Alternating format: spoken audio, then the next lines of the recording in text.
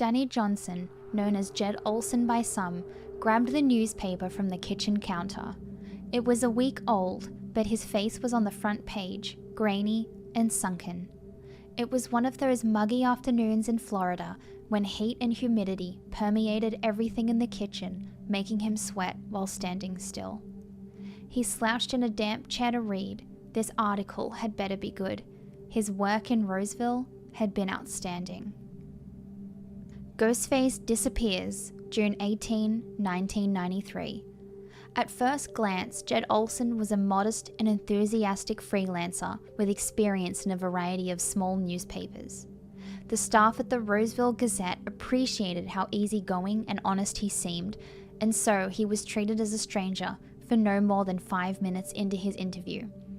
Jed quickly spotted the editor-in-chief in the room, gave him a wide smile and a firm handshake, and talked about good old American values, and that was it. He was in. Ex-contributor at the Roseville Gazette. Olson never justified his erratic career path, which zigzagged between several small towns from Utah to Pennsylvania. There was no verification of his previous jobs. He had a decent portfolio plus a good attitude, and they needed a contributor right away. The Roseville murders. Olson had been working at the newspaper for 5 months when the Roseville murders began. Victims from young to old stabbed to death in their homes. From the reports, the victims seemed chosen at random, yet the killer knew his way around in their houses. The multiple stab wounds indicated a personal motive. No traces of DNA were found. The local police were confounded. The murders were carried with fury akin to a crime of passion, yet coldly premeditated. The murderer also liked to stalk his targets. 2 victims had reported being followed on their way home by a dark figure a few days prior to their death. The killer would follow them from Walleyes, a small bar in northern Roseville, and snap pictures of them at home while looking for a way in. He could watch the same victim for weeks, meticulously registering their habits and routines.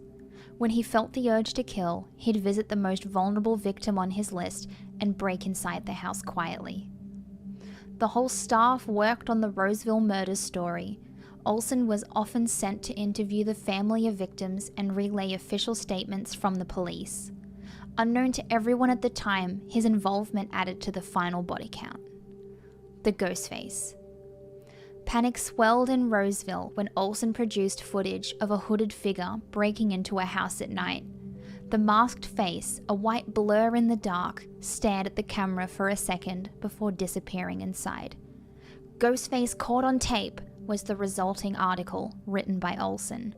He seemed proud of his work at the time, enjoying how the whole town feared his ghost stories. Weeks later, Olson left a note on his work desk and disappeared. "I hope you liked my stories. I enjoyed bringing them to life. Don't worry, I'm not done. Jed Olson." The Roseville law enforcement still refuses to comment as Jed Olson remains at large. Danny smiled, ripping out the article from the newspaper. When the investigation had been pointing to him, he'd packed his bags and left Roseville swiftly. He got up, the clammy seat pulling his skin. An oppressive humidity engulfed him as he entered the bedroom. Condensation dribbled on a small misted-up window as bits of cracked wallpaper hung limply. Its floral pattern was covered with gruesome photos and newspaper headlines. Danny pinned the week-old articles on top of a picture of lacerated scalps. A faint pang of hunger hit him, and he wondered when he had last eaten. Was it this morning while washing his knife and clothes? Or was it last night after following that girl down the street? He couldn't remember clearly. Taking a step back, he admired his work on the wall. His mind drifted, remembering all the articles he'd written, the stories he'd planned, and the scenes he'd brought to life. A shiver ran through him. A chilling breeze transformed the bedroom's humidity into an opaque, freezing fog. A woman shrieked. Dead leaves crunched under his feet. He smiled in anticipation.